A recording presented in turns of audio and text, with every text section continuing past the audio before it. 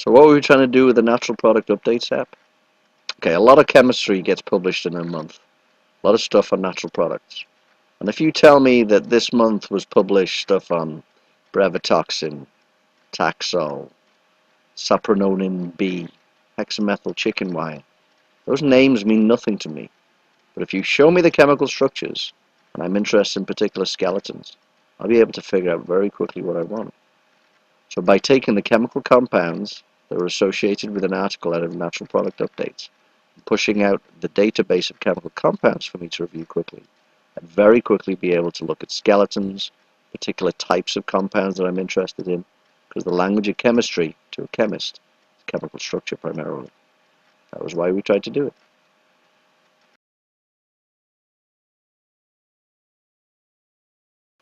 With ChemSpider Synthetic Pages, we were looking to provide a platform for the community to report on how they do chemical syntheses.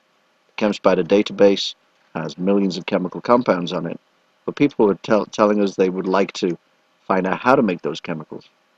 We thought the best way was to engage the community. Let's get the community to write up their processes, their procedures. How do they do a synthesis? Let them integrate all of the analytical data. We'll host everything on ChemSpider and integrate it together.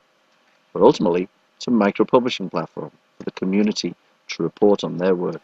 So how does CSSP meet the needs of a researcher relative to that of traditional publishing? It's a good question.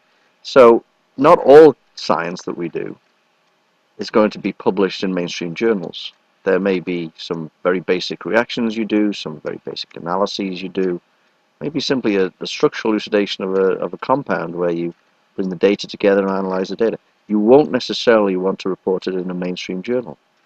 Not everything we do works, for example. So on CSSP, we've given a place to publish the chemical reactions that you do that might not earn a place inside a full journal article.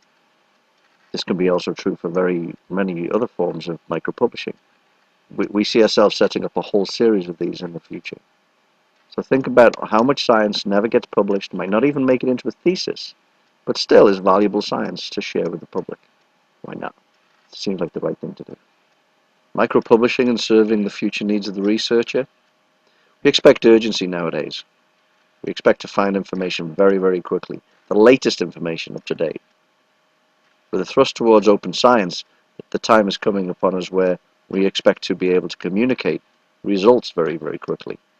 While we will likely always keep something close to our chest in terms of the final publication, wouldn't it be appropriate to be able to share synthetic data very quickly, new compounds we've made, maybe the analytical data, maybe the analysis that we've done on some of our compounds, be able to push it out in small increments. Micropublishing platforms will allow us to do that. People are doing it already on blogs. They're doing it on wikis, open notebook science wikis. Micropublishing will allow you to do that in a place that is both managed, will register and issue DOIs to you, allow you to put it up onto your CV, your resume. Very beneficial to the community, very beneficial to you as a scientist. Micropublishing is certainly going to grow. So what was the intention around ChemGoggles? Very simple, really. We all have tablets and smartphones in our hands nowadays. Wouldn't it be great if we could be reading an article or a poster, see a chemical anywhere really, and we could scan it, take a photograph of it with the device. It converts that photograph into a connection table, structure representation that we can then search against a database. We could save it locally, or we could simply hit the databases directly.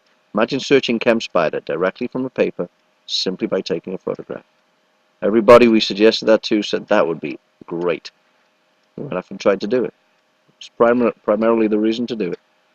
Just made things easier.